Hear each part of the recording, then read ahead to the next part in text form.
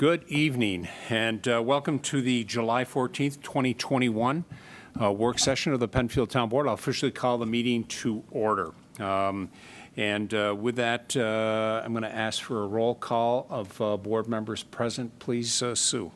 Draw. Here. Cole. Here. LaFountain. Present. Moore. Here. Ockenden is absent tonight. Great. Thank you very much, Sue. First order of business, the minutes, and before us we have the June 23rd, 2021 minutes. Would entertain a motion of approval for those minutes. I'll move them, Mr. Supervisor. Second. Been moved by Councilperson Draw, seconded by Councilperson Cole. I'll ask any questions, comments, changes, additions to those minutes. No, they were fine. Seeing none, Sue, if we could, roll call vote of approval for those minutes. Draw. Aye. Cole. Aye. LaFountain. Aye. Moore. Aye. 4 ayes. Right. Thank you, Sue, as always, for getting those prepared for the board. Monthly reports, we have all of our monthly reports in. Thank you to department heads. For those one or two that we don't have, would expect to have those by the end of the week, so thank you for that. We have no public hearings this evening. We do have one guest, and we'll recognize Dr. H. This is for a discussion considering a rezoning of properties at 2218, 2020, 2222, and 2226 Penfield Road from limited business to general business. And Dr. H., I'd ask if you and/or members of your team would like to come up to the microphone. We can put one here, one there, and we'll leave the guy with the shorts in the back. So that. All right. Let me take a minute and just tee this up, Dr. H. Then you can identify who you have with you here for the record. But Dr. H. came in and spoke with Jim Costello and I now about 2 weeks ago as it relates to his property on Penfield Road. He'll go into a little bit more detail. Some of the concerns that he has had is that he does have two buildings on that property. The first one is the former urgent care facility. The one behind is a former spa facility. Both of those businesses either have moved or have gone out of business. And I think Dr. H, for the last some period of time, and we'll get that detail, has been looking to either sell and or lease those buildings, and has had some concerns and issues, and ask for discussion with the town board as it relates to possible rezoning. And with that, Dr. H, I'll turn the microphone over to yourself. Thanks, Tony. It's coming. Can you hear me? Yep. Can you hear me? Okay. Speak right into it, and that'll be great. All right. Hi, everyone. Yes, I thought that doing a general business rezoning would help to market the properties better. So I would appreciate that if you could do those. Okay, so if you could identify who you have with you here Yes. tonight. Michael Palumbo, he's my broker, my agent. And then Danny Daniele. Danny Daniele is he's interested in buying the whole property. I'll speak for a moment if you'd like. Okay. And then I'll have Mr. Palumbo. About a little over a year ago, Mr. Palumbo, who's the doctor's broker, contacted us, amongst others, I think, through an email blast, and had said that this property's been available for some time, if we'd be interested in doing anything there. And we said, we do obviously many different things. The car wash would be an idea. And I think at that point, I had a conversation with Mr. Costello to ask if this was zoned properly for a car wash. And that's when I learned that it wasn't general business, it's limited business. And through conversations, I got the impression that it'd be a difficult task to change over that zoning. And then fast forward about a year, Mr. Palumbo reached out again and said, "Hey, I thought didn't you look at this property once for a car wash before? It's still available. It's about a year." And I said, "I think I remember having a conversation with the town, and I don't think we can put one there." I had another conversation with Mr. Costello, and it was the same type of thing. And when I went back and spoke with the doctor, because the doctor was curious of why we didn't want the property, because I think he's been having a hard time transferring ownership of the property, we explained to him that unfortunately we wouldn't be able to do what we'd want to do there. And I think the conversation led on to the possibility of not doing anything spot zoning per se, but if they zoned that whole area in general business, which it's kind of general business already, that it might have more hope of making sense for the board to make the change. So then the doctor asked if I would come today and just explain why I am here and the possibility of putting a wash system there. And Mr. Palumbo could probably speak to the history of the marketing of that site over the years. Okay, all right. So before you start, I'm going to give a little shout out to my team downstairs. Team, it seems we have the folks facing us, so we're able to hear them. Sir, out in the audience, can you hear very well? Okay, very good. I just wanted to make sure. Didn't sound like we were getting amplification. I just wanted to make sure that everything was working properly. So with that, the floor is yours, sir. Thank you. My name is Mike Palumbo. I'm the COO of Flaw Management, and I am a real estate broker. I was asked by the doctor, I don't know, about 18 months ago, maybe longer, to try to assist him in the marketing of this property. He had a previous commercial broker who's well represented here in Rochester. He did not have much success with it. We had spent really the better part of 18 months trying to find tenants for the rear parcel and for the front parcel, even though Rochester Regional was in there. We knew that they were going to be vacating and moving into the plaza. So for pretty much the better part of the last 12 months, we've been marketing the entire property, which comprises three pieces. The front piece, which is occupied by the urgent care, the rear piece by the spa, and then 2 acres of land that are vacant in the rear that is, has limited opportunity for, or has had limited opportunity for development. Clearly, this has been a challenge, and I think that allowing the car wash in, and not so much the car wash, but the way they want to lay it out physically improves the visibility of the rear building and the rear property, which I think would give us better visibility to the road. A lot of the potential users for the back building, the spa, have complained about the lack of visibility. Access is okay, but you just can't see it. So by taking down the building in the front, moving their building over, which I know is a little bit premature, but it makes a lot of sense. It gives the rear building and the rear parcel much more visibility, and I think a more marketable ability for us to possibly sell or lease both. Okay. And so, and Mark, because you're the driver today, and because I've got old eyes, the property immediately to the west of, right there, could you give me that address? 2214. Thank you. Penfield Thank Road. you. I believe that's the Smile Center. Yep. So my question was going to be that that whole area, and could you show the overlay with the current zoning? Not Zoom out a little bit. So the pinkish red color is general business. The yellow color is limited business.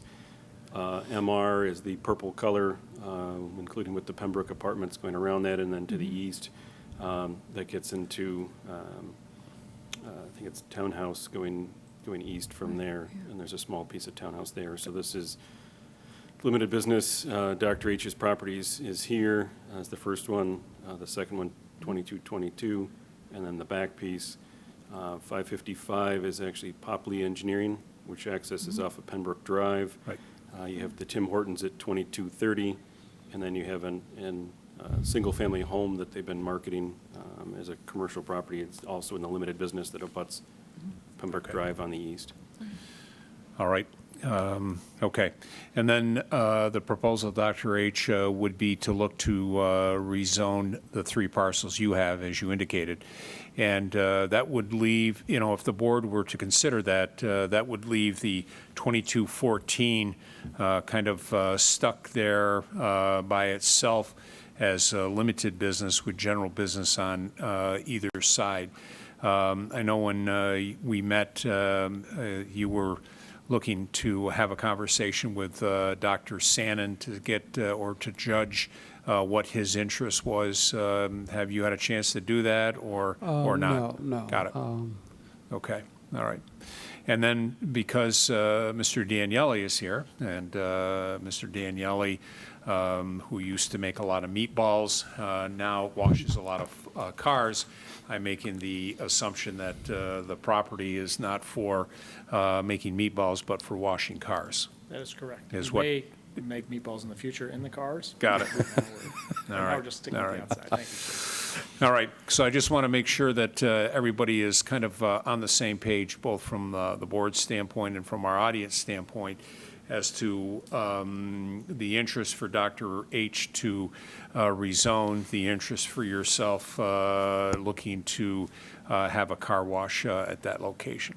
So with that, board would open up for questions for the owner applicant, Dr. H, or for the Realtor broker, or for Mr. Daniele, who is looking to propose a car wash at that location. And then, Mark, I understand, and I know that Mr. Costello, before he went on vacation and passed you the baton, I think you have a sketch of that area, and I do, if the I board think this would be an wants to take a appropriate look at time to put that up and get a, So this just focuses, to orient again, Penfield Road. Here's Dr. Sannon's building next door.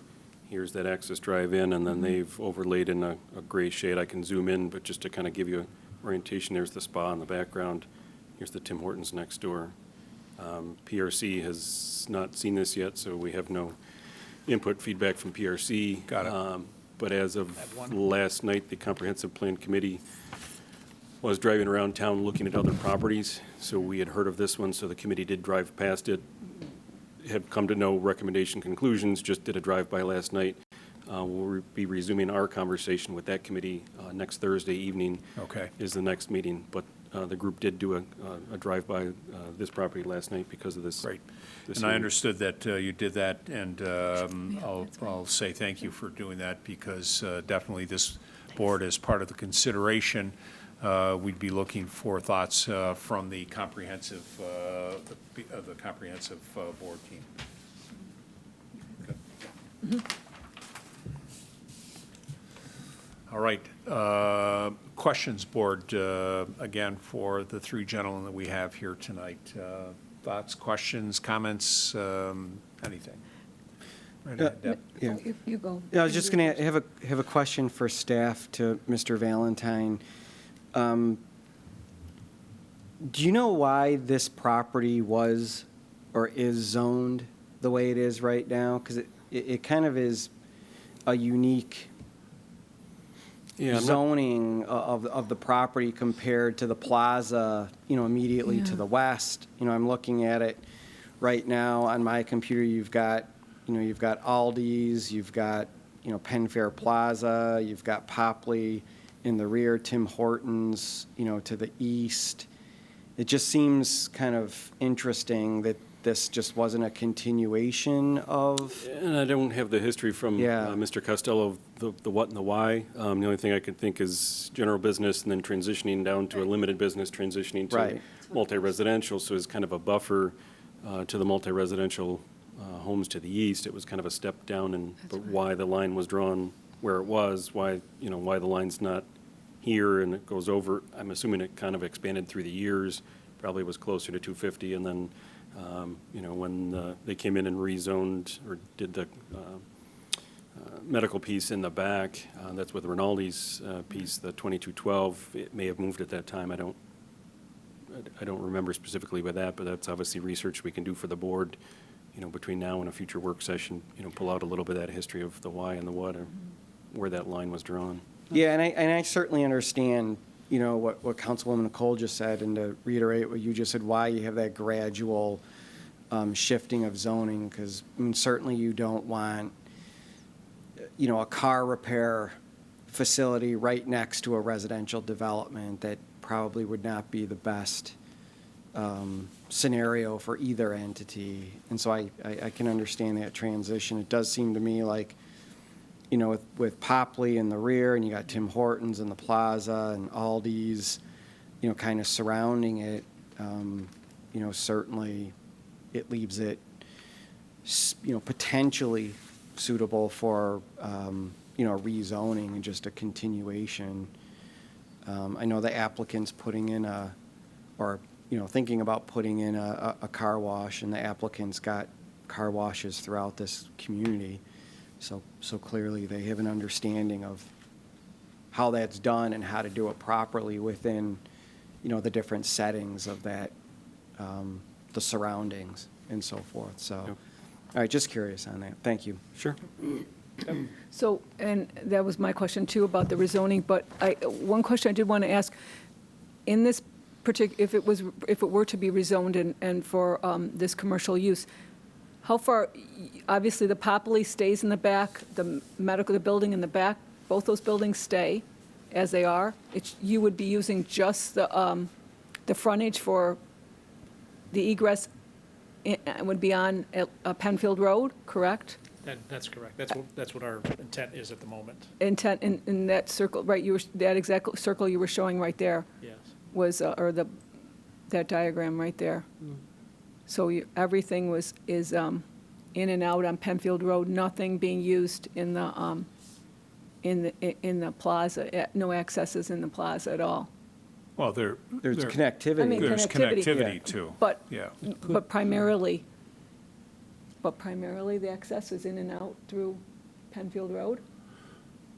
Ultimately, for us, we would primarily, that's where 95% of the people would Right. come. If there was some cross-access, so they wouldn't have to go on the main road, they would use that plaza. I believe across the street is also general business, Mr. Valentine, is it, I couldn't tell on your, is it pink across the street? It's BNR, actually. I was going to say This is BNR a- directly across. GB ends with the bank on this end. I can scroll down just to back out a little bit. Okay. Yeah, but I would also like to throw out, maybe this helps answer the Thank- question. Thank you, Mark. Thank you for expanding that. Go ahead, Andy. No, I'm sorry. I just want to throw out that it looks like there is some cross-access moving into Penfair Plaza so that can reduce the amount of traffic going in and out of Penfield Road. I mean, theoretically, you could come through the parking lot of the plaza, and correct me if I'm wrong. If I'm wrong, let me know. But you could come through the parking lot of the plaza and gain access into the proposed car wash. Would That's that be correct? Yes. So, and then vice versa, leaving, you wouldn't necessarily have to go onto Penfield Road. You could go back through Penfair Plaza and jump onto Route 250 and head north, Right. if you wanted to do that. Yeah, that's all part of the LUAMP and Right. what this board's been working on for years is the cross-access. You don't have to every time exit onto 441 or go out onto 250. You can reach multiple, business locations without having to keep going back out onto the main state highway. So a quick question to the applicant. Are you looking at doing a similar design? I mean, you kind of have a basic branding, per se, of design of the locations I've seen throughout the county. Are you looking to do kind of the similar It'd type be of? it's exactly the same as what we would come in with. And I think we may have sent to the town, there's a photo of, what we Yeah. do. Okay. It's- Oh, okay. They all look the same. Yep. I don't have that. I just have the sketch, so my apologies. Landscaping and all that's a part of what Yep. you're looking at too, Right. and the aesthetics. We use the river rock landscaping with the ornamental grasses and Zarkova trees, bushes.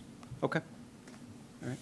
Dr. H, is this all your property would go to this one business you're looking to? Is there any more room for other businesses to come if this car wash goes on the property?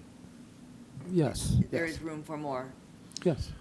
This will be only the front property. I think what he means is the back business, which is empty, a business could go into that building. That building is also, That's the spa, the former spa. Right. yeah. Right. I don't think there'd be additional That building is also much newer and much more well-built.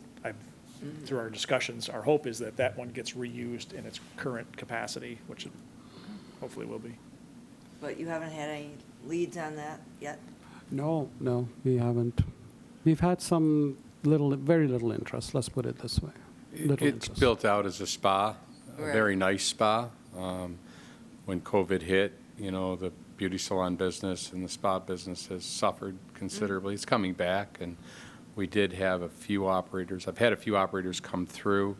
The building's quite large. It's 2-story, so part of the lower level is also finished. Would make great office space. Maybe we might be able to find another medical user, maybe a spa-type operation. But I think that getting the building in the front torn down and the next building, which is only 30-some-odd feet wide, moved over, once again, gives a greater visibility to the building in the rear and gives somebody some ability to be seen, which everyone wants in this day and age. Right, I think we'd have to see a full build-out, even though you don't have a tenant yet. The access road, I think, is so important that you don't want businesses circling around and coming out on Penfield Road. I know, there's some that do, but if there's an opportunity not to do that, and that's been, we've been encouraging that for some time across the street and in the Four Corners. We have such traffic on Penfield Road. You really got to be cognizant of that, and that's, I would think, any kind of plan you put together, I would encourage you to look at doing something along those lines. And I wonder, we've had the comp plan's been going for quite a while. They had a pause during COVID, pretty much, but why haven't you brought your ideas about changing the use of the zoning to them prior? To who? To the comp plan, to take a look at. Mark just said that they went on a little Well, car ride. the only reason they went on a tour is that we just found out about this proposal 2 weeks ago. That's not what I'm asking. I'm saying he's had trouble finding a use under limited business, and you could have brought it earlier to the comp plan to say, hey, this is something I'd like to have you look at as possibly changing to general business, because that's one of the things the comp plan does is look at the full build-outs of the town, comprehensively, and this is something they could have taken a look at earlier. I don't think it was an issue until, COVID. well, COVID, but more along the lines of until Danny showed up and realized that maybe the zoning wasn't the right zoning for something like this use. Ultimately, we were marketing it as business, as office, medical office, beauty, that type of stuff that sort of, and we never really discussed the zoning of the property, just assuming we're adjacent to the plaza, the zoning would be very similar. It didn't come up until Danny said, wait a second, you really don't have the right zoning, and that's when the discussion, and a year ago, he wasn't interested. Right. No, that's fair. I had to twist his arm a little bit to come here, so. Danny didn't just show up, he called me, just for the record. All right, thank you. Okay. Questions, further questions, board? Comments initially? Okay, so we did hear from Mark that the comp plan did take a peek at it. They happened to do that because they had it already scheduled, so I think it was good for them to at least go by, take a look at the site, have that opportunity. I know the team is getting back together next Wednesday or Thursday. Next Thursday. We don't have a full board, and typically when we have these types of discussion, the board doesn't take an action until there's been an opportunity to make sure we've had a little bit of soak time, talk through it. If there's any additional information, either Mark and or Jim Costello will close the loop back with the doctor and or a realtor broker or what the proposal that the Daniellis are looking to do. So the next opportunity that we'll have to discuss this matter will be 2 weeks from tonight on the 28th of July. That's our next work session. That'll be the next opportunity. And again, between now and then, if there is any additional information that the board or staff is looking for, we'll reach out and ask for that. I know that Mr. Valentine also indicated that PRC has not looked at this at the present time, and we'd look for PRC to have an opportunity to review it and provide some initial thoughts back to the board as well. So with that, board, one last opportunity for questions for the applicants here tonight. All right. And I'll ask Dr. H. And others, any additional thoughts, comments that you would like to add to the record for this evening?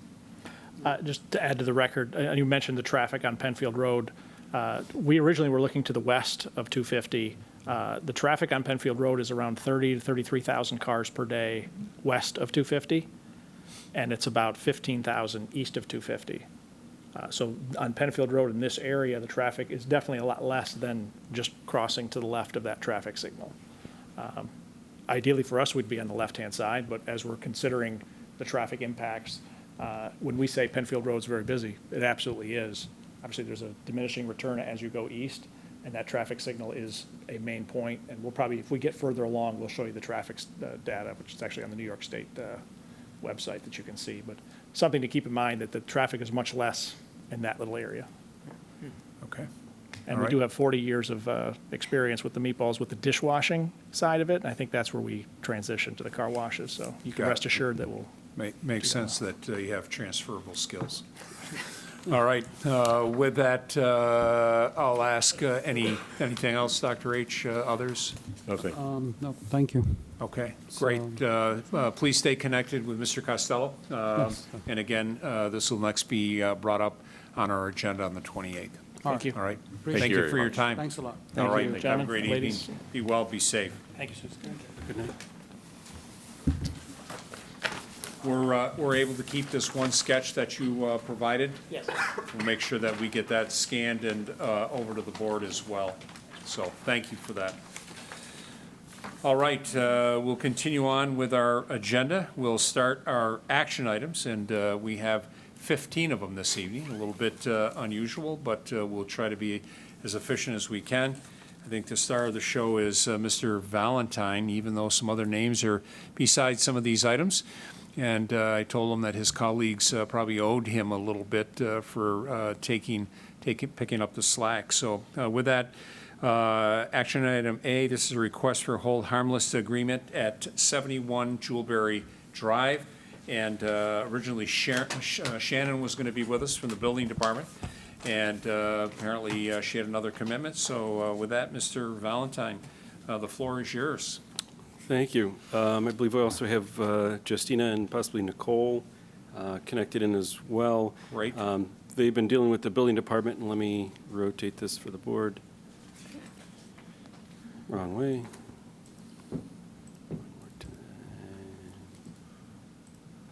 There we go. So as part of their dealing with the building department, I believe they have a new pool, and they can correct me if I'm wrong on that. When they came in for their pool, as part of their site plan application, it showed that they had a shed that was in an easement in the back. This shed predates them owning the property. This was granted, and we granted a final on it, so it does have a permit. It was issued a permit by our building department back in 2006. My guesstimate is we've improved our mapping, we've improved where we show and represent our easements, so our mapping did not show this easement in the back. Subsequent, Shannon has gone out there and taken a look at it. I don't believe there's an issue with the shed and its location. I do have a photo of it. In the back, it is not impairing, it's a drainage easement. Actually, the drainage is kind of behind that, so it's not impairing our drainage easement, but as part of going through the review of the pool, thought it was right to come back to this board and kind of formalize the hold harmless agreement, recognize the shed is within one of our drainage easements. I don't believe it's an impairment to it, but just to kind of get that on the record, get that cleaned up. So it's not the application they came in for.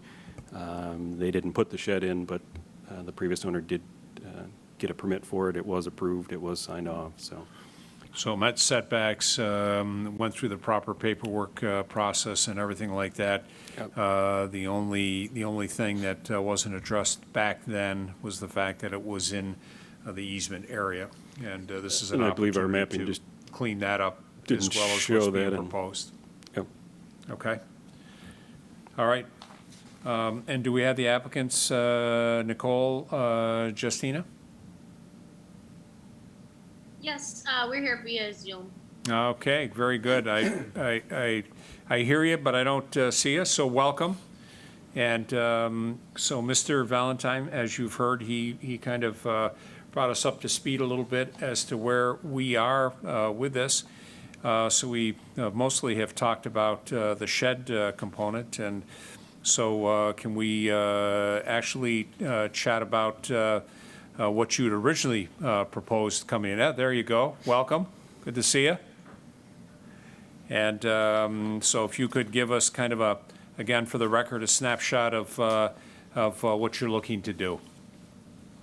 Sure. We're originally applied for a permit for an above ground pool to be placed behind our house, right behind where our deck is on Okay. our house. And so we actually got the permit for that, and that's in the process of being installed. And thankfully, the folks from the town allowed that to happen while we were trying to get this shed thing situated. We thought this shed was fine. We had all the documentation and a copy of the permit when we purchased the home in 2015. Okay, very good, very good. Everything else is good on the site, Mr. Valentine, from? Yeah, no other issues. I All don't right. believe there's any issues, concerns with the pool. It just, this kind of popped up as part of the submission and just wanted to kind of get that cleaned up. Memorialized. Memorialized with the Yep. board. And Okay, yep, very good. And did either Shannon or anyone else from the town kind of share, as we enter into these hold harmless agreements, to share with you what goes along with that? Yeah, and she shared actually a template for the full harmless agreement, and Great. we've submitted all that paperwork. Any questions, concerns as you took a look at that? I don't think so. It seems pretty straightforward. Okay, great, great. Board, questions for the applicant or questions for Mr. Valentine on this matter? No, I would move that we grant this home harmless agreement. Okay, so we've got a motion on the table to grant by Councilperson Cole. Is there a second? I second that, Mr. Supervisor. Second by Councilperson Draw. Further discussion? I'll ask Mr. Valentine, anything that you believe should be added to the record that we haven't already either seen in the submissions or heard this evening? no, I'm good. All right. I'll ask the applicant, any questions for the board at this point? No, not now. Thanks. Okay. So the next step is that the board, with this motion, will look to have staff prepare a town board resolution for next Wednesday, authorizing myself to sign that hold harmless agreement. And we'll get that processed, get that filed, and get this all memorialized so everything is squared away and all appropriate on the property. Great. Thank you so much. We really do appreciate it. All right. Thank you for your time. Be well, be safe, and if you have any additional questions, please stay connected with Shannon or Mark Valentine on this matter. Oh, all right. Before you go away, I do have a motion. I do have a second. Let's really memorialize this. I'll ask for a roll call vote of approval. Please, Sue. Draw. Aye. Cole. Aye. LaFountain. Aye. Moore. Aye. 4 ayes. Okay. With that, that's official. Thank you very much. Have a great evening, and we'll move on to our next item. All right, item B is a request for a hold harmless agreement at 39 Saldo Lane. And again, Mark, I think this is you. Yeah, let me pull up the site plan. So as part of, again, the pool permit, Shannon was working with, or has been working with the homeowner on this. They are keeping the pool and the deck out of the easement. They are just asking for some relief to install the fence outside of that for the in-ground pool, which does encroach slightly into our storm sewer easement. So we've got a 20-foot storm sewer easement on the side. It's not over the pipe. Don't have a concern, for its location there, but obviously with the fence being inside of our easement, they would still need to get a hold harmless agreement, but none of the permanent infrastructure, pool, deck, that stuff would be kept outside of our easement area. Okay, great. And is the applicant with us this evening, Mark? They are not, no. Okay, that's fine. All right, board discussion for this matter, and with Mr. Valentine, concerns? No. All right. It's the usual format, and I'm making the assumption the Shannon's been in touch with them and explained what the hold harmless agreement means, that if we had to get access, need be, the fence would be removed and replaced at their expense. And I believe she's also shared with them the template of the documentation for that. Okay. With that, board, I would entertain a motion of approval for this matter. I'll move it. I'll move it, Mr. Supervisor. All right. I'll second. Been moved by Councilperson Draw, seconded by Councilperson Moore. Seeing no further discussion on this matter, I'll ask for a roll call vote of approval. Draw, Aye. Cole, Aye. LaFountain, Aye. Moore, Aye. 4 ayes. All right, thank you, board. Move on to 64 Timber Glen Trail. This is a tree reimbursement. This is a carryover from last month. And I think Councilperson Draw is on deck. Thank you, Mr. Supervisor. I would like to withdraw this application, please, for tonight. After the last work, and I'll state this, after the last work session where we discussed this, I met with the homeowner at 64 Timber Glen, and she showed me where the trees had been planted on town property. We discussed that the town policy was not to replace trees, especially on town property. She understood and would not pursue this for financial reimbursement, and understands that the board would allow the bushes that she has planted to remain on that town property without pursuing this for any financial reimbursement. Okay. So with that, and because it is an action item, what I'll do is I will take your comments as a motion to have this matter withdrawn. Okay. And we'll Second. entertain a second. Thank you, Councilperson Thank you. Cole.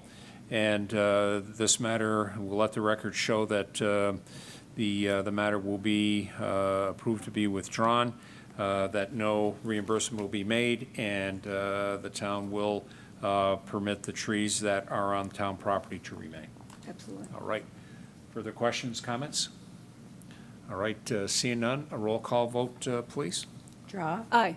Cole, Aye. LaFountain, Aye. Moore, Aye. 4 ayes.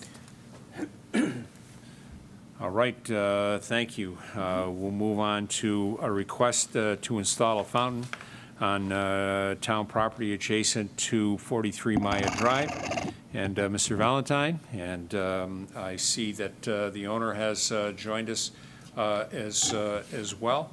I believe Mr. Miller, if I'm not mistaken?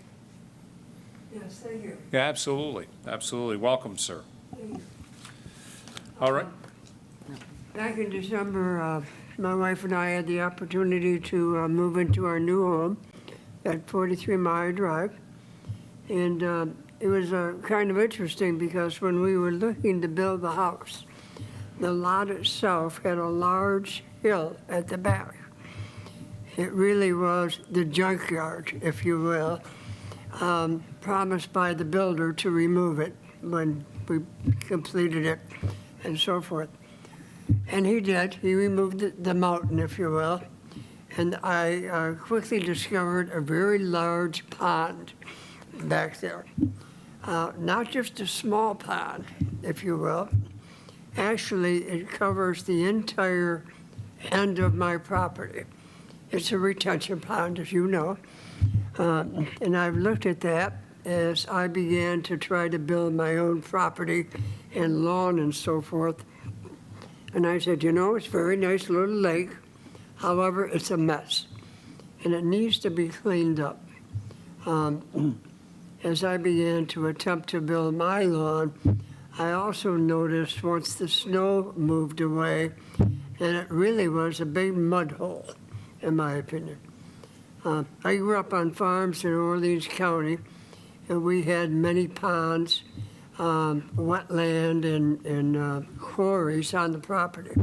So I have a lot of experience to try to clean them up, if you will, and flow water so that the ecosystem, if you will, is improved. And I've looked at this, and I talked to my two neighbors, and they agreed that it needs to be cleaned. I realized part of the property over there, next to the retention pond, your folks from the town came and cleared a lot of trees and so forth recently, and that's helped a lot. I thought perhaps a fountain system might be the answer to this particular pond, looking at the size, to clean it up. I noticed, especially when we had the late winter, early spring drought, and the water at that time was beginning to drop a little bit, but I also noticed a lot of algae building very quickly on the sides. I said, that's not good. I've had experience in the past where algae and water next to the property creates a lot of problems. You know, besides added bugs, there's a lot of stench and so forth, and that is the lack of the water moving properly. So I contacted Mark and said I'd like to consider putting a fountain there. That way it will aerate the pond, and that takes care of a lot of the things. It seems to be there's a lot of sludge in the bottom of this particular pond.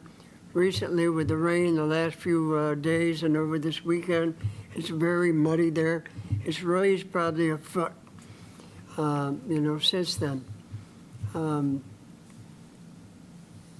I believe the pond's about 150 by 150. I walked it. My property's 149 feet, so it covers the entire part of the property, if you will. A proposal of a simple fountain, I think, will, again, churn the water and keep it going on a steady basis, and will improve, if you will. I have no idea how deep the water is, but I know there's fish there. I see them jump occasionally. Just a thought I had, I would be more than willing to underwrite a cost for a fountain and operate it. I don't have a problem for that. Two types of fountains come to mind for that. One is a floating fountain. I don't know if you know about those. Yep. They're very simple. They don't really hurt any of the environment. They don't do any structural damage, if you will, to the pond structure itself. And they're relatively easy to put in, and you can take them down during the winter, if you will. The other is to put in a traditional pond where you submerge a pump and so forth. I've also looked at some of the other fountains along Route 250. You know, some of them are pretty elaborate with all kinds of fancy things. I'm not interested in that. All I really want to do is to churn the water and move it. And I'm not really interested in a submergible pump that just bubbles. Drives me crazy when I see those. Sure. But if I'm going to look at it, I might just as well Get some enjoyment. have something that I can get a little enjoyment out of. Sure That's all. thing. You know, that's my story. All right. Thank you, Mr. Miller. Appreciate that. Board questions for Mr. Miller? I don't staff? Yeah, thank you. I guess my first question to Mr. Valentine is, I know over a period of time, this town board has really tried to make the commitment on any new development, if there is any kind of a retention pond, that a homeowners association would be formed, or the developer would form that as a part of the overall building out of an area, and then that can pay for upkeep of the pond or pay for landscaping and stuff like that. Is that not the case for this particular pond? There is a special improvement district that's been formed for this development, but even through that, we don't typically handle aesthetics. So our normal, we the special improvement district would pay for, maintenance of the pond as far as making sure it flows out if it becomes blocked, making sure it is functional.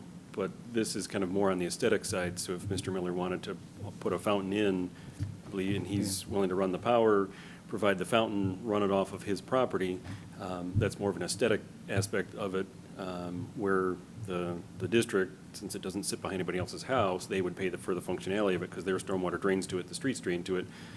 It's, one, it's on our land, and two, that cost, if there was any to maintain it, do any modifications to that to make sure it functions as a stormwater pond first and foremost. Mr. Miller shared it came up a foot, in the past week. That's what it's designed to do, act as a bathtub. It fills up. We had this conversation a week or two ago and kind of ran through the functionality of it. That's its design, fill up, during a storm event, drain down when the storm's over. But as far as an aesthetic part, that would fall, solely to the homeowner.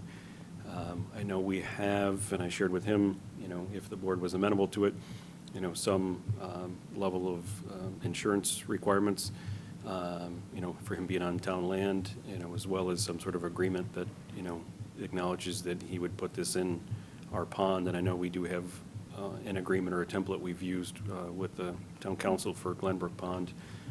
We've got something out there, and they, I said we'd follow the same format. I don't have that tonight. I believe Mr. Miller said he was, open to that as, one, the insurance, and then two, whatever that agreement would be to allow that to happen. Okay, all right. And we can certainly get him a draft copy of that so that he Yeah, has the first and opportunity foremost. to take a look at that.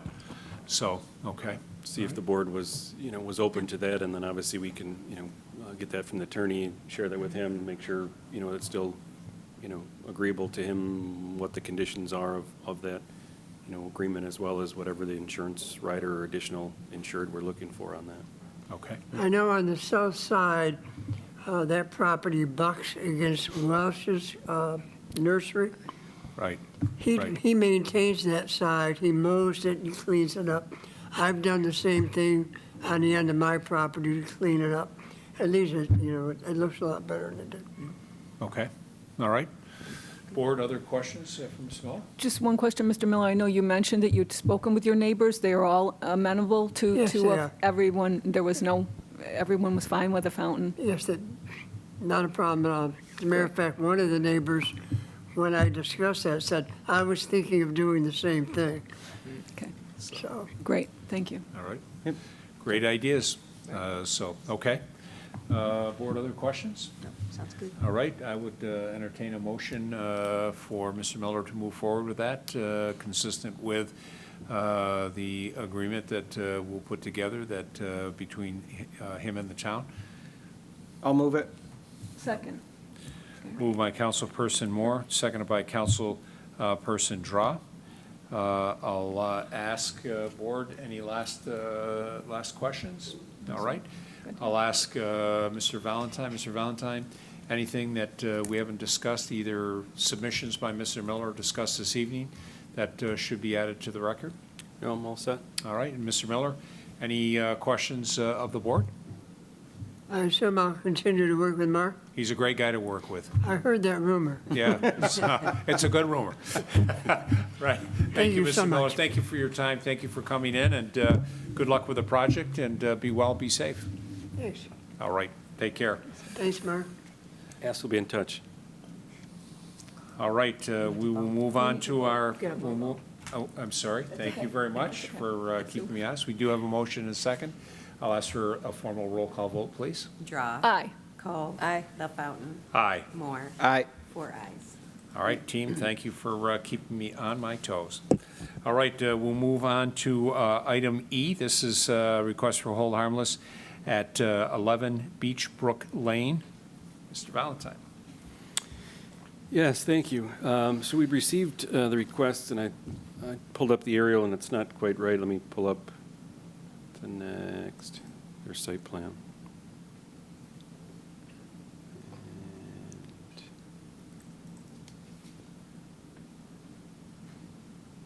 And give that a moment.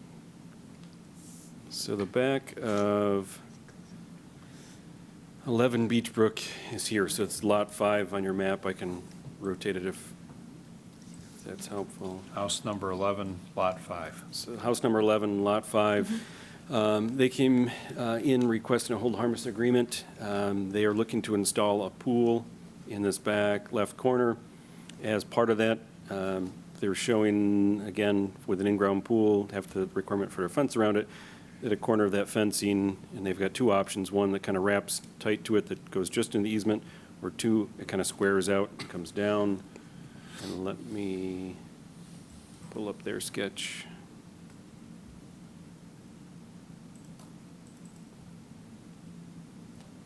And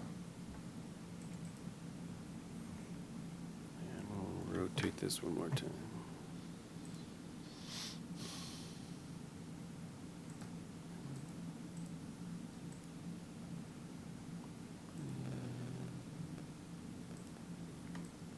So this is the back of their house, same Lot 5 we were looking at before. The pool area in the back, they're looking to run a fence off the side of their house, down and then into the back. The verbiage here basically says that they're looking for a privacy 6-foot-tall wood fence along the side, and then looking to do an aluminum fence along the back. So option 1 would be to kind of hug it along the back of where the in-ground pool is, partially into the easement. Option 2 would run it out a little further, have a little more space around the pool, and then square it off through that area. So they do have a sanitary sewer running through their property. There's a manhole here in the back left corner. I took stopped out today, took a couple of photos. There's another manhole here in the corner.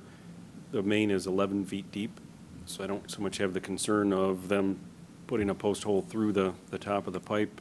It is quite deep through there, but it is also treed in that back area. So there are some mature trees. The sewer was previous to Beechbrook neighborhood. That's why it's a little bit of a skew.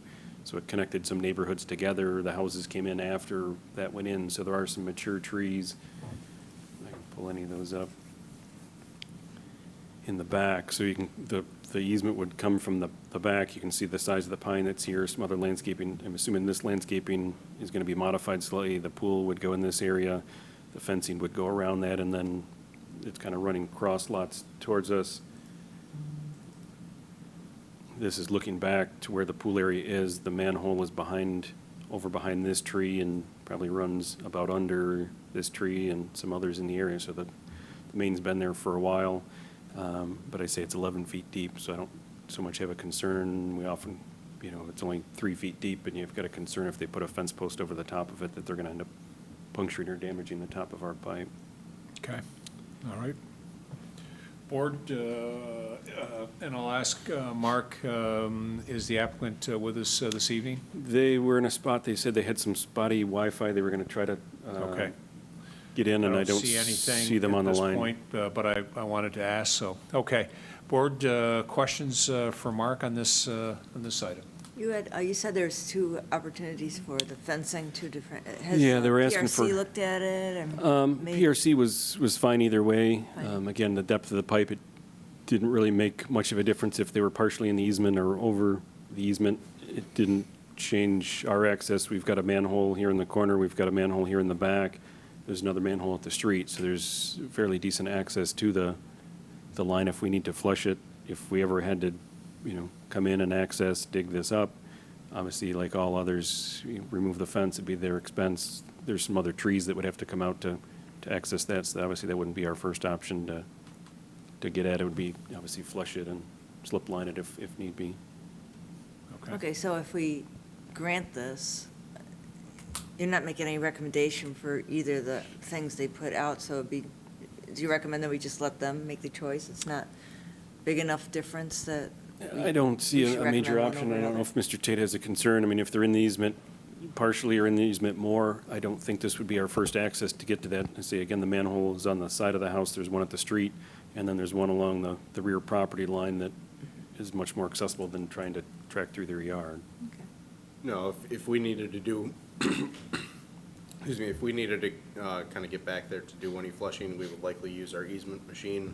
We could go around the fence, but given the depth of that, we would certainly look, if there were an issue and something needed to be done to repair that pipe itself, we would certainly look at slip lining before digging. All right.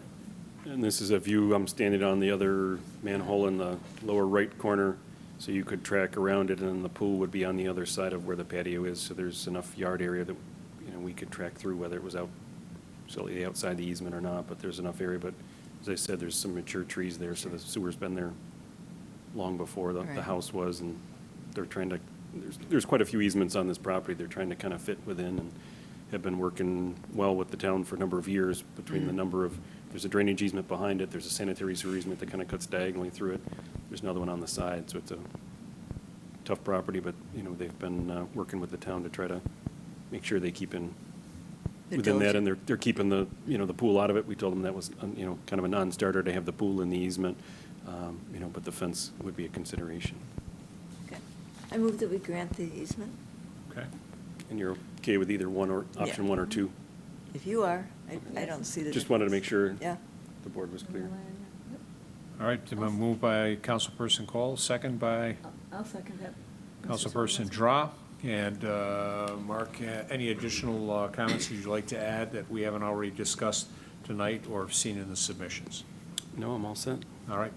And then as we put the hold harmless agreement together, they will decide, which fence scheme that they have.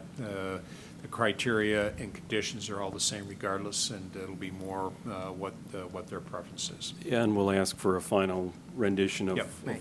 of where the fencing is going, and make sure that's included with the hold harmless agreement that gets filed. Perfect. All right. Been moved and seconded. I'll ask for a roll call vote of approval, please. Draw, Aye. Cole, Aye. LaFountain, Aye. Moore, Aye. 4 ayes. All right, we'll move on to item F. Item F is a request for consideration of rezoning at 1423 Empire Boulevard.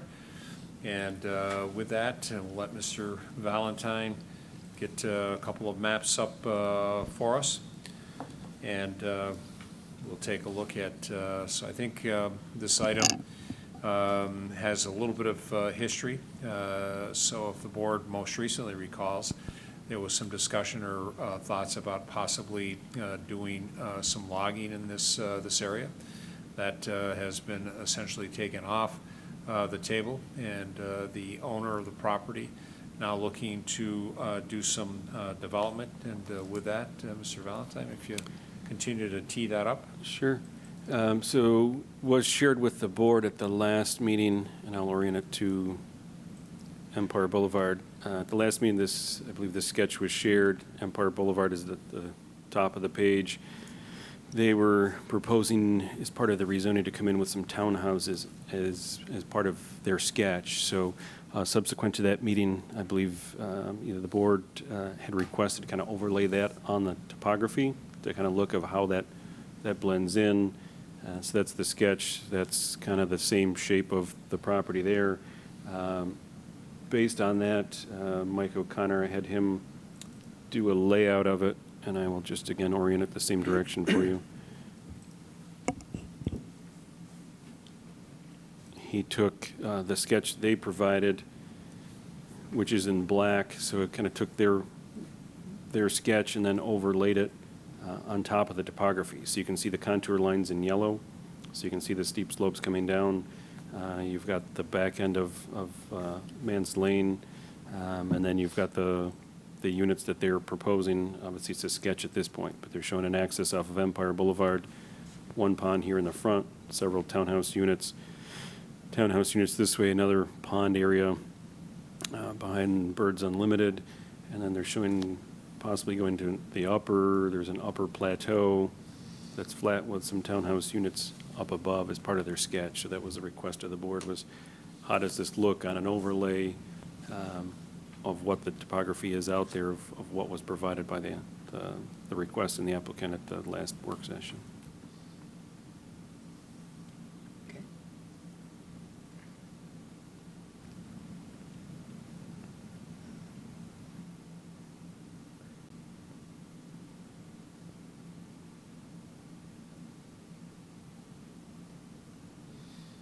And the number of units, Mark, that is being proposed? I'm Just going back to the sketch to see if that's included on that sketch. And I think it's down here in the corner. So they have, is that 35 to 40 units? Okay. Or, excuse me, 35 to 30 units is what they have in there. And this was just a concept sketch layout. It looks like they used the parcel. They overlaid that on the property, but we wanted to kind of look at the topo. This is a property that the comp plan committee had looked at earlier on. Currently, there's a split zoning, so it's split between LaSalle's Landing at the front, and then it goes to a residential district in the back. So the comp plan, is recommending to at least make that a consistent zoning across the property, just so it's not a split between a half, and I can pull that back up for the board Thank you. to take a look at.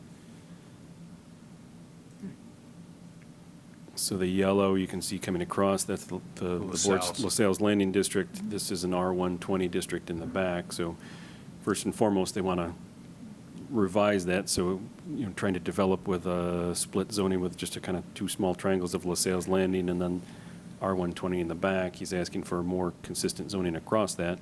So the comp plan committee looked at that. I think they were supportive of both LaSalle's Landing and Townhouse for those. They hadn't seen a sketch. That's new. That's not something the committee looked at, but they were supportive of doing something.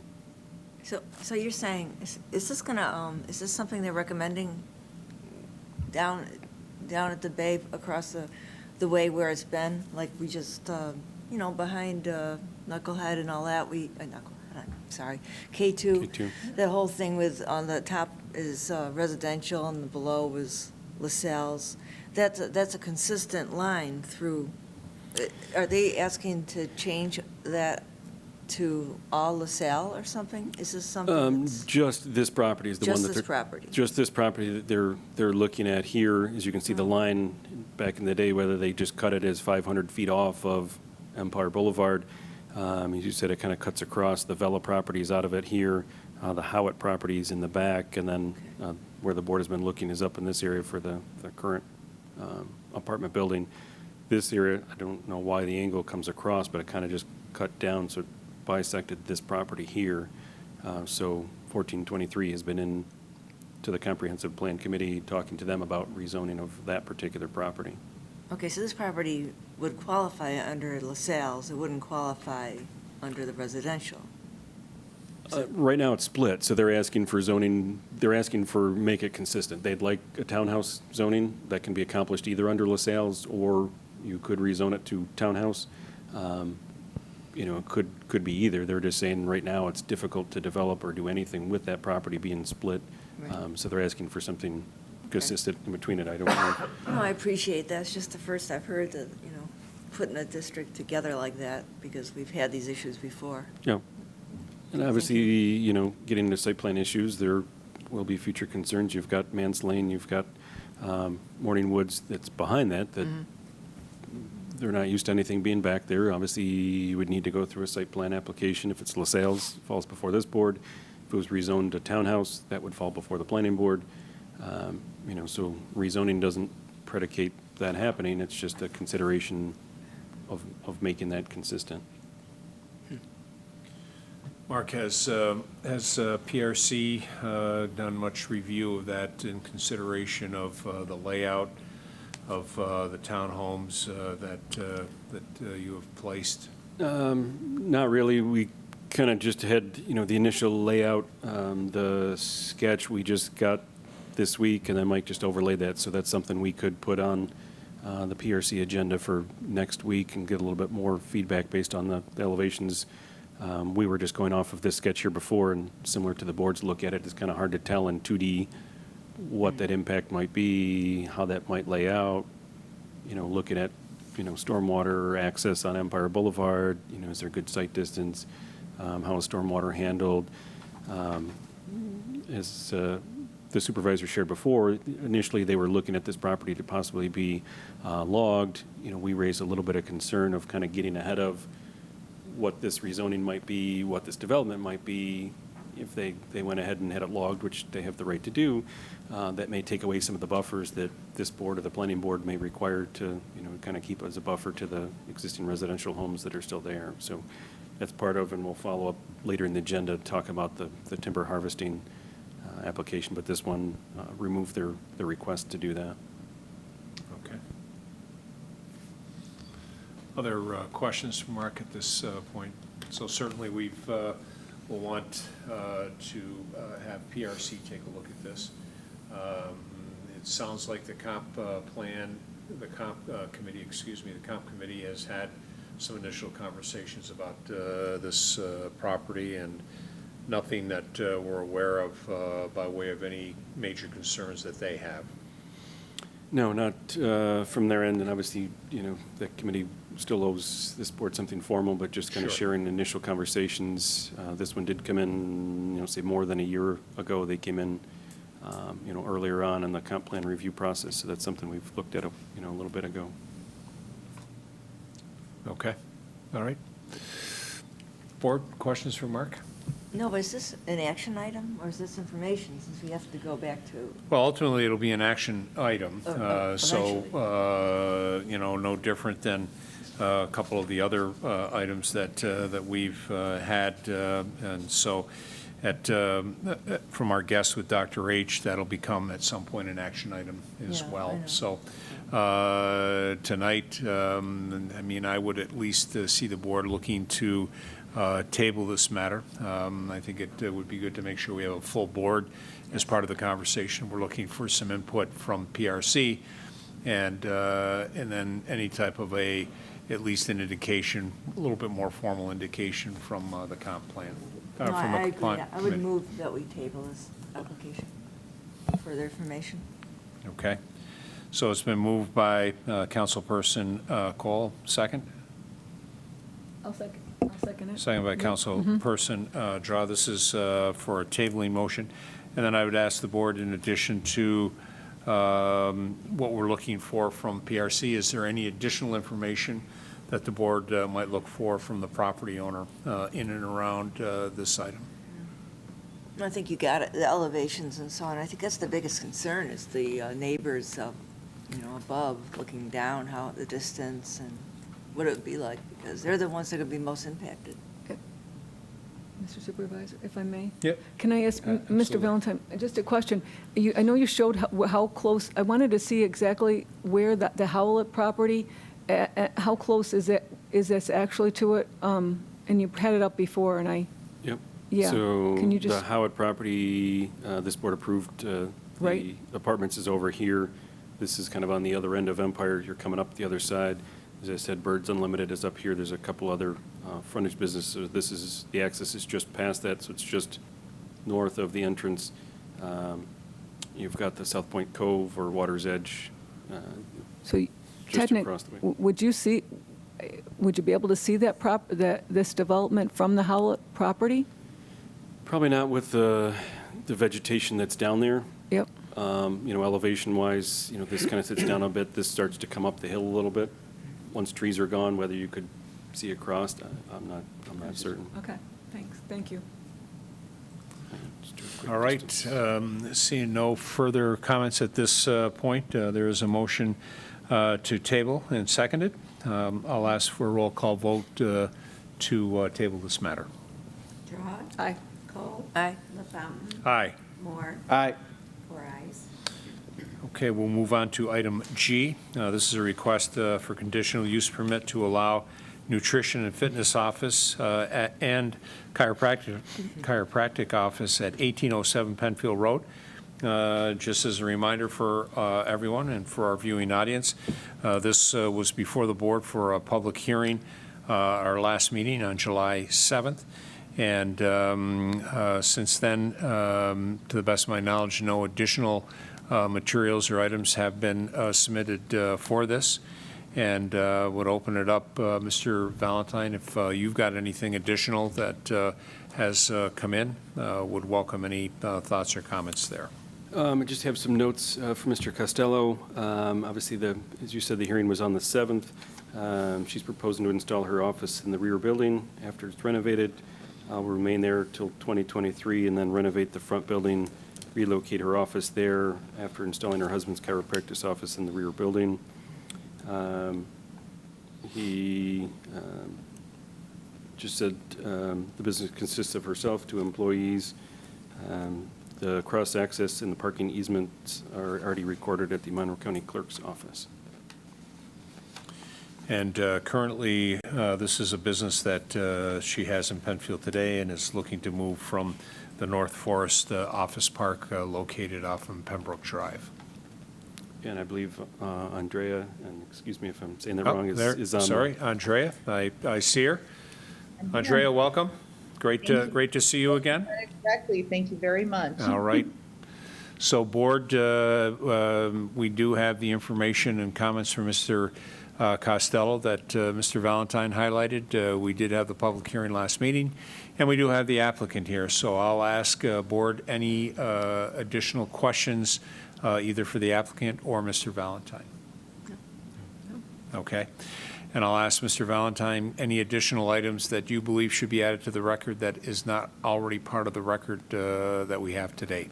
I'm all set. All right, and I'll ask the applicant any questions for the board at this point. I don't think so. Thank you. All right, great, thank you. Then I would ask for a motion of approval to move forward with this application. Mr. Supervisor, I move that we move forward to allow this new development studio at 1807 Penfield Road. Great. And chiropractic office, too. Sorry. Thank you, thank you. Is there a second? Second. Okay, been moved by Councilperson Draw, seconded by Councilperson Cole to approve this matter that we heard last week. And we'll be looking for our standard conditions that take place within the Four Corners area. And seeing no further discussion, I'll ask for a roll call vote of approval on this item. Draw. Aye. Cole. Aye. LaFountain. Aye. Moore. Aye. 4 ayes. All right, Andrea, thank you for staying within the town of Penfield with your business and expanding your business to include your husband. Get him to work as soon as you can. And again, thank you for being part of the Penfield community. Thank you for welcoming me. All right, be well, be safe, and stay connected with Mr. Costello. There will be a resolution before the town board at our next meeting, which is next week. Great. Thank you very much. All right, thank you. Have a great evening. You as well. Bye-bye. Thank you. We'll move on to item H. This is a request for conditional use permit to allow a hair salon at 2094 5 Mile Line Road. And again, we had this before the town board on the 7th of July. I'll ask Mr. Valentine if he has any additional comments on this. The only item to add is the request for a second freestanding sign. Right. So there is a freestanding sign for the dental office that's there. They've requested a second sign. I do have a sketch of that, if I can bring that up.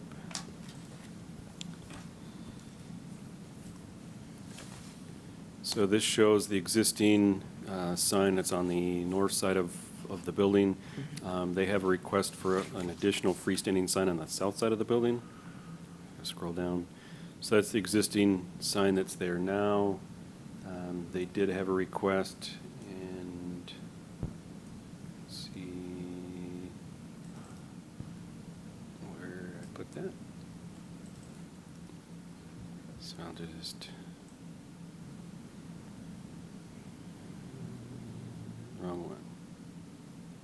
Nope, that was the last one. Right church, wrong pew. There we go. We'll get there. So There you this go. is the sign that they are requesting, and you can see it's on the opposite side of the property. Some of the concern, and then they're looking for a sign on the back door. Some of the concern in talking with Mr. Costello is one, this board typically doesn't grant two freestanding signs for a property of this size. And secondly, the location of this one is kind of almost in front of the town of Penfield parking sign. So to say or designate that lot as a parking area for the public. So his recommendation was Obviously, if they can see if they can combine the signs together, whether lift the one up or add a placard to it or modify that existing sign instead of granting a second freestanding sign on the property. But they also had showed a picture of putting it, and I just got out of that, is on the back door, having a placard above the door. I don't think he had a concern with that, but having the one freestanding sign, find a way to modify that and not, go with a second freestanding sign on the south side. Right. Okay. Board, questions, comments? Yeah, I thought it was sort of clear when we talked with her, and Jim spoke up about that we don't allow a second freestanding sign, but she could have a A-frame that she could put out and take in at night. There's an opportunity there, so I'm not supportive of a second sign. I am supportive of working with the existing one and seeing what more possibly they could have on the building. Look into that, but certainly not setting a new precedent by allowing a second sign. Okay. Other questions, comments, board? I would agree with Councilwoman Cole, because I feel that they're the same thing. They've got a sign, and if she could work with her, I would assume that I think it's the landlord is Penfield Dental there. Yep. And maybe he could work with her on that, on putting a sign below that. I don't see any problem. That building has been, it's been a hair salon for a number of times, and I don't think there was ever any problem before, people finding it with I can't remember exactly what signs it was on it before, but I think that there shouldn't be a problem putting it on that one Okay. sign and changing it. I agree. All right. Would someone like to make a motion?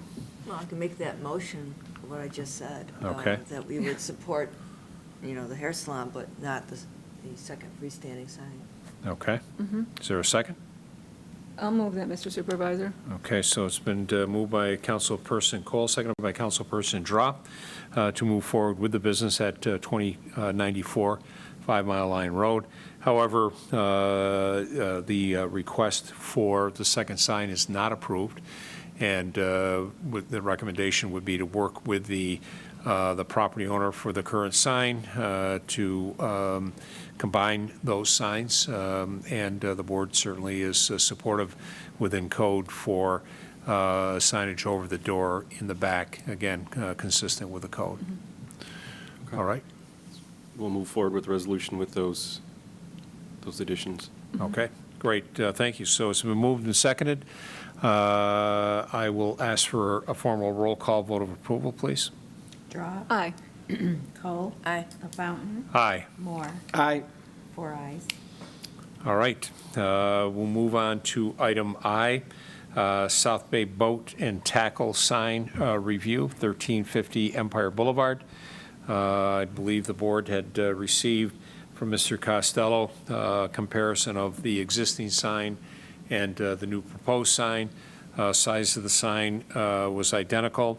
The difference is the sign was being freshened, a little bit brighter colors than what was on the original sign. Oh, thank you, Mr. Valentine. He's like right on cue. And so Mr. Costello was looking to make sure that it was appropriately memorialized by this board because we do have responsibility for this district, LaSalle's Landing. So with that, Mr. Valentine, any additional input that has come in since Mr. Costello sending us this sign, not only for the building, but also for the freestanding sign? That's the only thing I was just going to clarify, was it was on the building as well. So Thank again, you. You can see the existing versus rendered on the building top, and then as well as on the freestanding sign outside. Okay. Good, board? All right, I Looks would good. entertain a motion. I'll move it, Mr. Supervisor. I like that new sign down there at South Bay right. Marina. A second, I like it too. All right, it's been moved by Councilperson Draw, seconded by Councilperson Cole. Mr. Valentine, any additional comments for the record? Nope.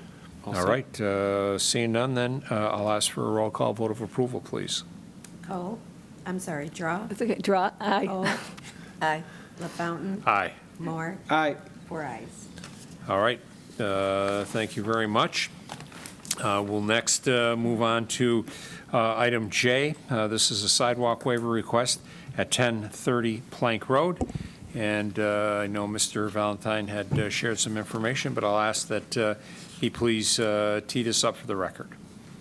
So, yes, we have the Stroyers with us this evening. Great. They have been before the planning board for a 5-lot subdivision, so 1 existing house, 4 new homes on their property. And I'm just trying to find their site map, which I may not have. So as part of that, they do have frontage along Plank Road, and I can pull up the property. So in meeting the board's or the town's sidewalk policy, they are required to put and install sidewalks along their frontage of the property. They're showing 1 house here in the front, the existing home, a 2nd house here in the back, and then 2 behind that, so flag lots. So there are no dedicated roads. There's 1 shared driveway that goes back, and then 2 other frontage houses. So as part of that, they've are completing or wrapping up their approvals through the planning board, doing easements, everything else. Following up is coming this evening asking for the sidewalk waiver. They've noted, there are no other sidewalks within the area around that, so they're asking the board for a waiver. We did run the calculation, and I shared that with the board, and I've spoken with the Stroyers that, there is a fee that comes along with that.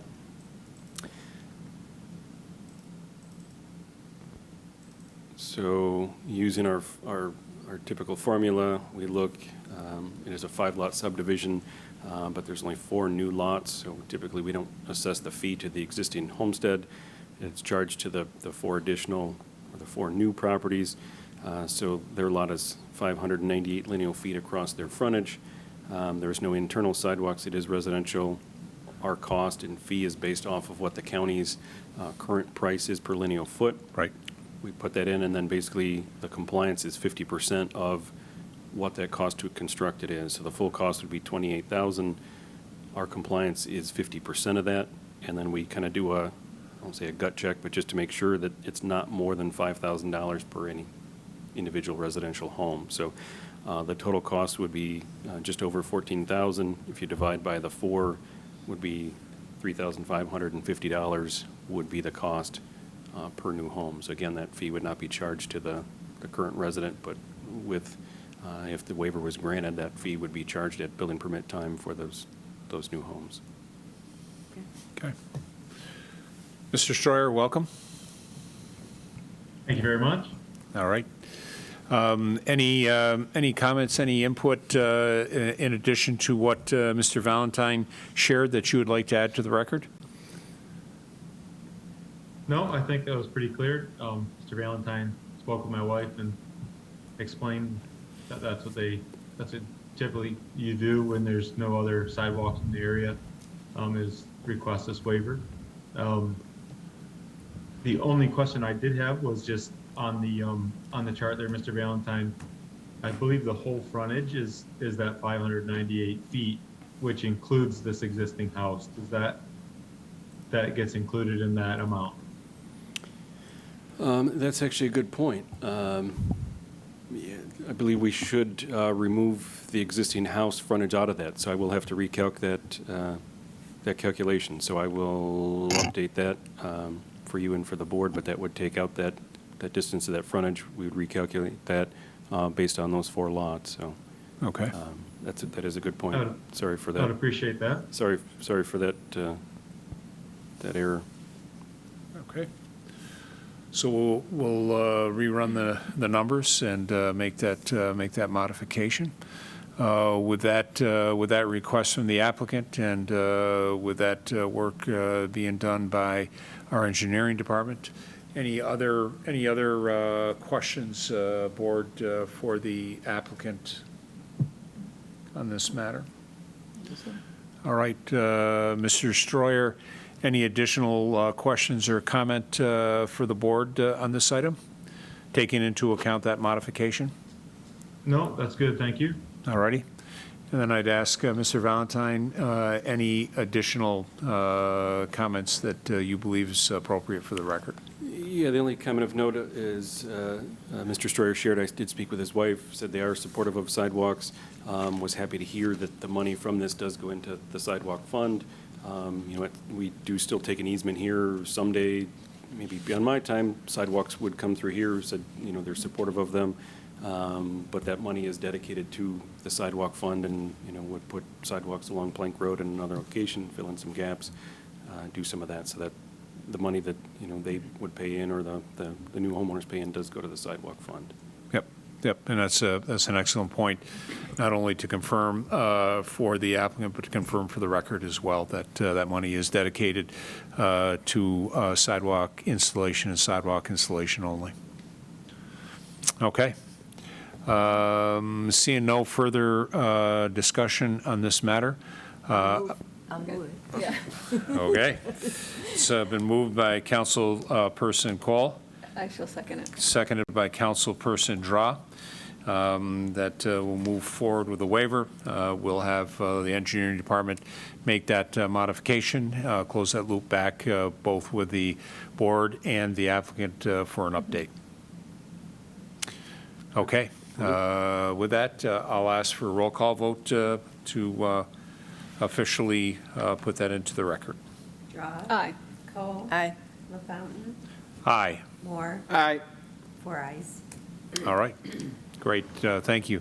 Mr. Stroyer, thank you for joining us. Have a great rest of your evening. Be well and be safe. Thank you very much. All right. Take care.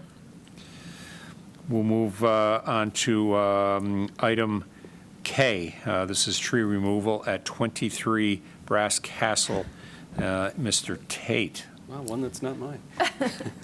Thank you. Excuse me. We were contacted by the property owners of 23 Brass Castle. There is town property that abuts theirs in the rear. They had concern over a large dead ash tree that doesn't have a single leaf on that. Mark has been gracious enough to pull the picture of that tree up. With that said, we have explained to him that if it were to be approved by the board, the expectation would be that the tree would be cut down. We would remove all of the wood and any debris from that tree. To the rear of their property, the stump would remain. We would not be grinding that, and we would not be replanting. Have memorialized that. They have signed off that they acknowledge and agree to that, and looking for the board's thoughts and feedback. Questions for Mr. Valentine? Just, No, but question for Mr. Tate. Mr. Tate, just one question. Mr. Tate, I got, sorry, That's all right. sorry, it was ingrained in my brain. I apologize. Let me turn this way. Mr. Tate. Mr. Tate, so the tree is on the left of the picture that we're seeing, that you're going to take down? No, it's the one right there that 'Cause Mark's putting his cursor over. Okay, okay. I was going to say, Looks the like other one there's- looks dead too, but that's not ours, right? Correct. I believe the other is either a neighbor or I apologize, there may be two Okay. back there. Because you said it didn't have any leaves, and I see leaves, but I guess. So those leaves are actually, I Looks think like the picture was taken tree from in front underneath of it. another tree. Oh, gotcha. So they're kind of branches that Oh, are hanging okay. down. Fine. I think you are right. I believe there is actually two there. That's great. That looks. Yeah, I apologize. There Nope, is two. It was, Joe had helped me fill this one out and did indicate that it's trees, not just single tree. Plural? Yes. That's So good. the same applies with Ditto. the owner, that they're aware that there's Yep. no replanting and all that? Yep, Okay. yep. And you've got their signature on that paper? In my hand. Perfect. Thank you. All right. Other questions for Mr. Tate? All right, seeing none, I would entertain a motion of approval to move forward with that removal. I'll move it. I'll second that. Moved by Councilperson Moore, seconded by Councilperson Draw. Removal of trees at 23 Brass Castle, and would ask for a roll call vote of approval for that. Draw. Aye. Cole. Aye. LaFountain. Aye. Moore. Aye. 4 ayes. Okay. We'll move on to item L. This is tree removal at 33 Beacon Hills Drive North. And again, Mr. Tate. So this is an individual tree. We were again contacted by the property owner indicating Now, there are some leaves in here, but you can see is indicative of the spots up and down the tree. It is an ash tree.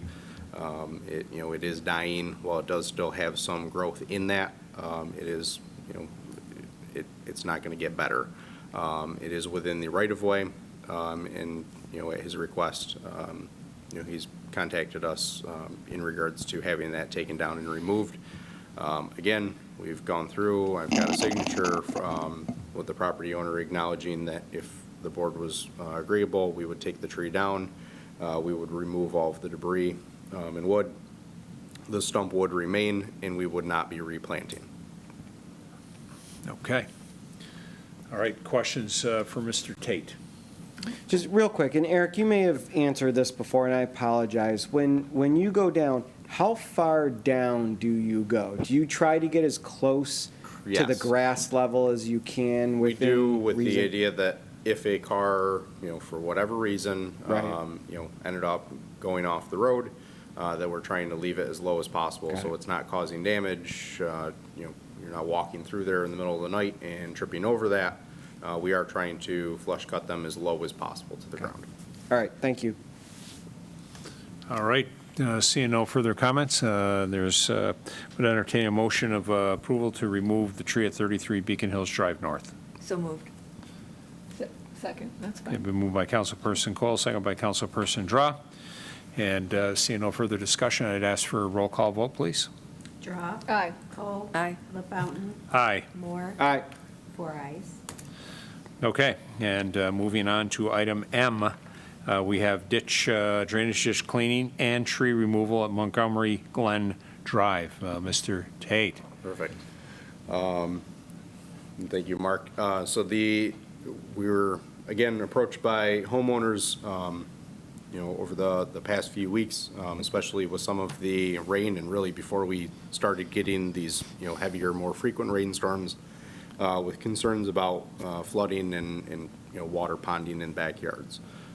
We've always considered the town's stance regarding drainage, more or less drainage issues and concerns is, more than 48 hours after a rain event has stopped, if there is still standing water, then, that is a true drainage concern. If it's, within the first 48 hours, give it a little more time, see if it recharges or if it continues to flow, and would not be. So to the south side of Montgomery Glen and to the kind of, in between Montgomery Glen and Pewter Rock, there is a town-owned strip of land. It is, has a number of trees through there, and where you can see on the screen kind of the dotted blue line, just past the property line, and Mark, if you can kind of pull up picture number 4. So there's actually 4x4 placards with the signs indicating and delineating where that property line is. This picture was actually just taken over the weekend when it was dry. You can see that water is standing there.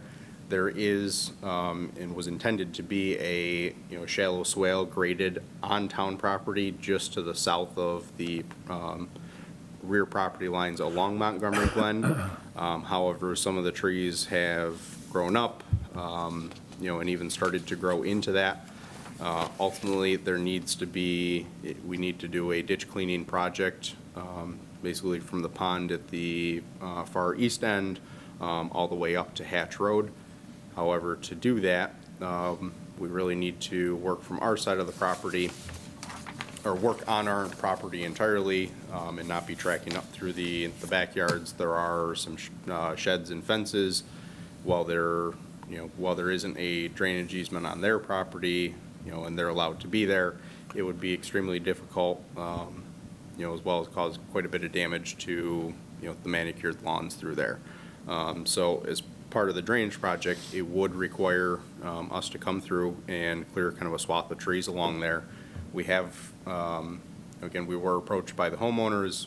We have been out and spoken to a number of them, and informed them, and so far have received support from all of those that we have spoken to. I also do have a letter, if the town board is willing and interested in moving forward, that I'll be sending out to all of the basically all of the properties that back up to this, informing them that in an effort to promote and help improve the drainage along their rear property lines, the Town of Penfield Highway Department plans to clean and redefine the drainage swale directly south of their rear property line. This work will require the removal of some of the bordering trees and vegetation growing along and within the existing drainage swale on town property. All trees and vegetation would be cut as low to the ground as possible. All debris would be removed. Once the work has been completed, the area will be graded, grass seed will be replanted, or grass seed will be, spread. No replacement trees would be planted as they would interfere with future access, but by removing the bordering trees, it would allow us to come back in the future and mow and maintain that swale area to help better maintain the effective drainage within that swale. As well, indicating that if anyone has any questions or wants any additional information, please reach out and contact us. We'd be happy to go out and meet them and explain the exact scope of work. Now, Mark, there's a few other pictures as part of this, in addition to some of the kind of the green, or some of the kind of the smaller vegetation you see. There are some dead ash trees within that. They may not be within that direct path right there, but in concern with, or kind of with concern in mind of the backyards. While we were there, we would like to take those dead ash trees that may pose a hazard out as well. All right, board.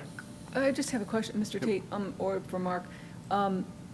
Is this ever, this particular stretch of easement is ever looked at by the watershed committee? Have we ever- I don't know particularly, because it would be, basically it's a rear yard swale. Most of the stuff we kind of run through the watershed committee is dealing with streams, creeks, ponds, and everything else. So this is kind of a neighborhood, drainage area and everything else. So it doesn't need to get permits from DEC, Army Corps. Right. It's not a water of the U.S. Therefore, it's just was installed as part of that development, and it's just kind of grown up over the years. Just doesn't flow as well as it used to. So we've got other spots where we kind of just go in and do those drainage things, but typically in the past, we haven't vetted those type of things through the watershed committee. It's more of a maintenance issue than it is what stream are we cleaning. Gotcha. Ponds. We don't need to get, as said again, we don't need to go through the DEC, the Army Corps for permits for something to this effect. I mean, it is very, the vegetation is very dense back there, so we're certainly not looking to clear cut all of it and, make it unsightly by any means, but, certainly want to help improve the drainage and take care of some of the hazards, while we're there. So the neighbors all in back will be aware of what you're, exactly what you're gonna do? We've gone out and talked to, I believe, we've actually been able to catch all but 2 or maybe 3 of them so far and explained it, and they've all been supportive thus far. But I'll still be sending this letter out to each and every single one of them. Thank you, that's great. Include those couple neighbors on Pewter Rock. I know initially they had some concerns, obviously, when Montgomery Glen went in. So the neighbors on Pewter Rock will be receiving a letter. It'll be a little bit different because we won't be directly behind their property line, but they will be notified as well. Okay. Other questions for Mr. Tate? Yeah, Eric, the residents that contacted you, were they noticing a backup of drainage on their property? Like the southern end was getting really wet and not drying out within that 48-hour period, and They originally contacted us with concerns about standing water. This is actually, right now, I don't want to say that they're okay with this much water, but this this picture, showing that standing water is a significant improvement over what they've had. They've had standing water almost backing up to, the few houses that you can see have in-ground pools, have the water almost touching those pools. yeah, okay.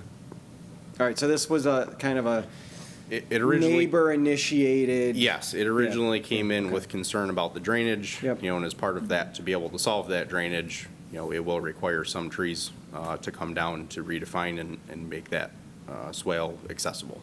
And and I just want to reiterate what you said, and if I'm incorrect, please tell me that when you send out the letter, if one of the neighbors wants you to come out and just kind of walk the property line and just kind of show them what you're planning on doing, you're I prepared to don't do care that? if it's one neighbor or if it's every single one of them, we'll make sure that we accommodate that. Cool.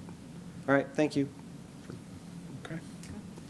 All right, entertain a motion to move forward with the drainage ditch cleaning and some tree removal. I'll move. I'll second that, Mr. Supervisor. Moved by Councilperson Moore, second by Councilperson Draw. See no further discussion on this item. I'll ask for a roll call vote of approval. Draw. Aye. Coles. Aye. LaFountain. Aye. Moore. Aye. 4 ayes. Okay, we'll move on to item N. This is streetlight upgrade proposal. Board, if you recall, we had this on the agenda now probably 4 to 6 weeks ago. Mr. Tate came in, gave us an overview, real term energy, and we asked, and he had indicated he wanted to go back and get some additional information. This would be a proposal for us to do streetlight conversion, not only on our town-wide Cobra Head streetlights, but also on the intensified district decorative streetlights. Part of the proposal would be to migrate to LED, thus saving cost for us overall. And without taking away all of his thunder, I will turn the rest of the comments over to Mr. Tate. Did a great job, thank you. As you indicated, originally the Real Term Energy did provide and put together one proposal that included both the decorative and intensified streetlight district as well as the regular streetlight district that is comprised of all the Cobra heads that are either mounted on individual wooden utility poles or existing RG&E poles. As part of that, I did ask them to separate that just because it'll make it easier as far as their budgeting and how that is taken into account, of which they have done. Both proposals pretty much are the same as far as what they would ultimately do. This would be more or less a kind of a two-step approach. Basically their first step would be to come through and actually do an audit on everything that we have and own within the town. We have provided them numbers for what we have as far as within the intensified streetlight district as well as the regular streetlights for the Cobra heads. They have put some numbers together based on that. However, they would, the first step would be to actually go through and do an audit, verify of the total number that we've provided them and that information, which ones have already been converted to LED, either by through upgrades that the town has undertaken or LEDs that developers have installed as part of the actual development itself. They would then also determine what exact fixture, what color pattern, what wattage, what size would be necessary for each and every individual pole, as well as putting that into a GIS map that we could actually incorporate into our program to give us kind of a better idea of where each and every single street light that we own within the town is. That would come at a cost, and that cost, I believe, is approximately $41.80 per street light. We do have 800 town-wide between both regular and intensified street lighting districts, plus or minus, and that's part of the audit would verify that the exact number of those. As part of it, for the ones that have not been upgraded, we would be looking to, I guess, all of the street lights, we would look to put smart controls that would give us and send us feedback, whether the pole is, tipped and leaning, and that there's a potential issue with the light itself, or if the light is out, it'll actually send us a notification rather than waiting for a phone call or, driving down the road and noticing it ourselves. Part of the audit, they would determine for all of the streetlights that have been upgraded or are currently LEDs, they would essentially not need to be touched. However, they could include that the smart sensor to be installed in those lights without doing the entire fixture itself. So part of the audit will be determining not only the number of fixtures that are needed to upgrade everything, but what that total number of smart control sensors would be as well. Once they, if they went through and they did the audit, they would come back to us with the actual numbers and be able to work with their contractor to determine a cost estimate for what it would actually take to move forward and physically do the work in the conversion. At that point, if we looked at the number and decided that we didn't want to do it, or we needed to hold off, or wanted to do some and not the others, and kind of ease into it, we have that option. But I think at least starting with the audit would be the next step, and would like to move forward if the board is agreeable to that. Essentially doing that audit will give us the ability to have a better sense of what a true cost will be to go forward with the program.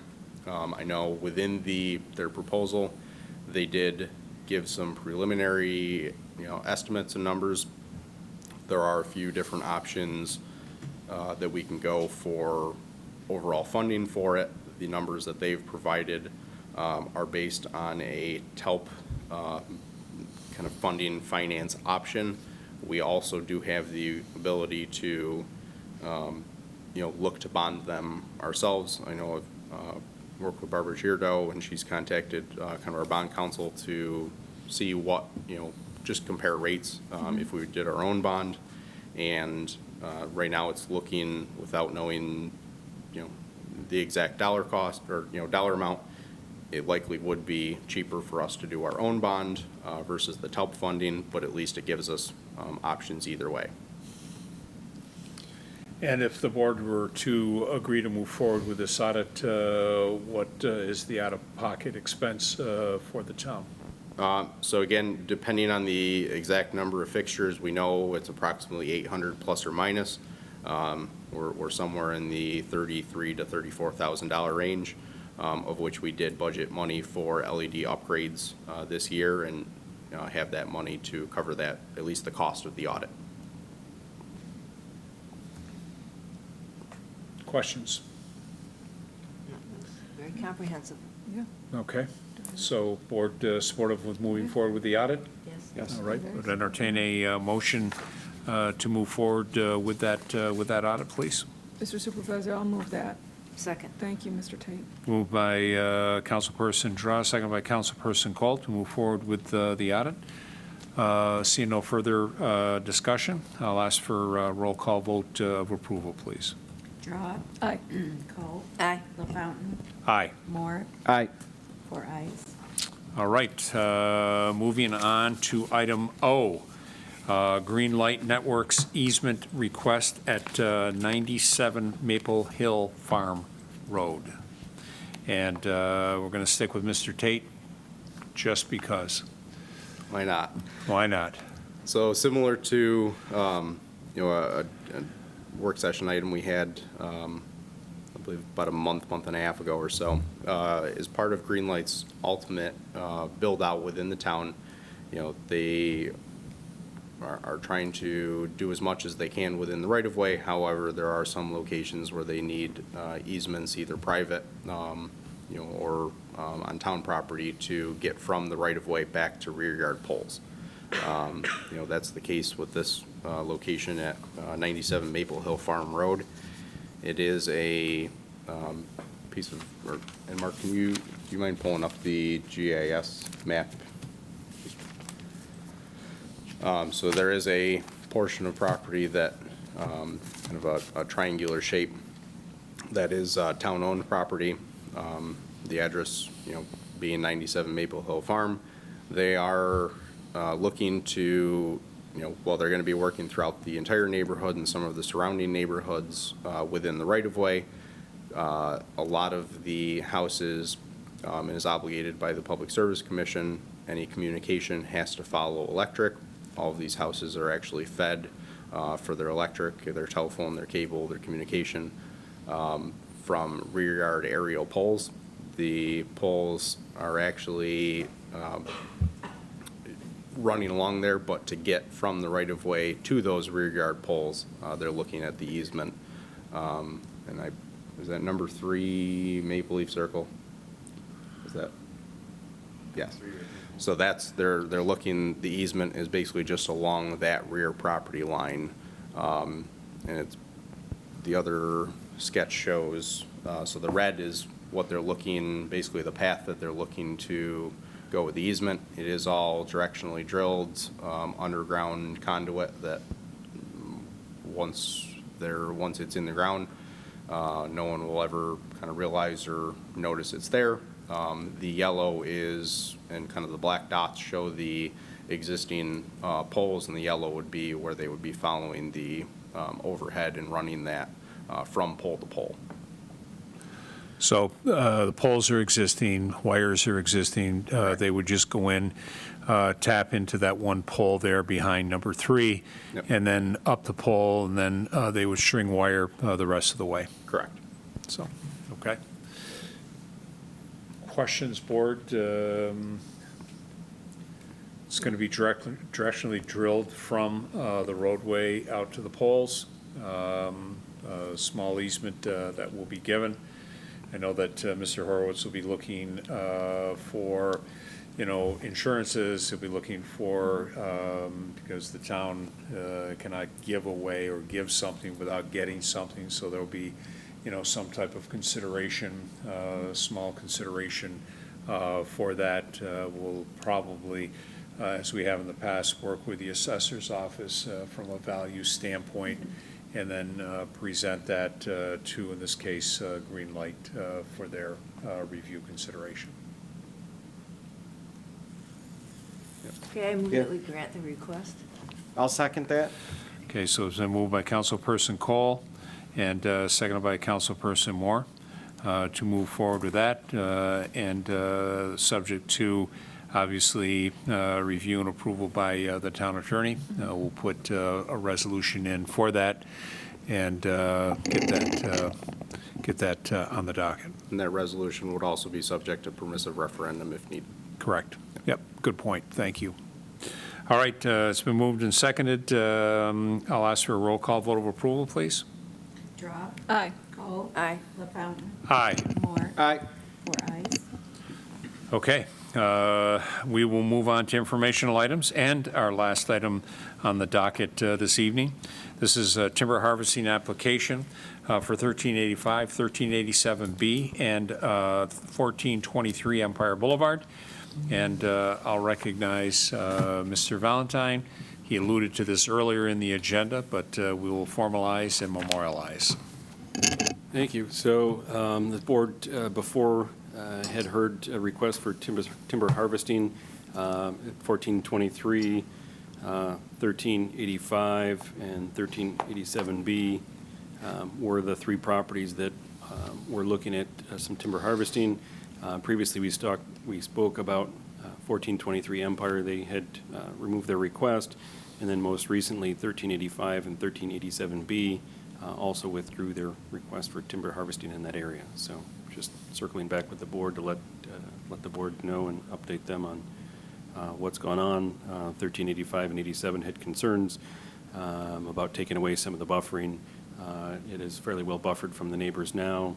And then they also had some environmental concerns. You'd have to cross a lower portion of Tufa Glen to get to the upper areas there, and they had some concerns about having access through and going through Tufa Glen Creek and some of those impacts as well. So they've subsequently withdrawn their request. And this matter has been formally requested to be withdrawn by both parties.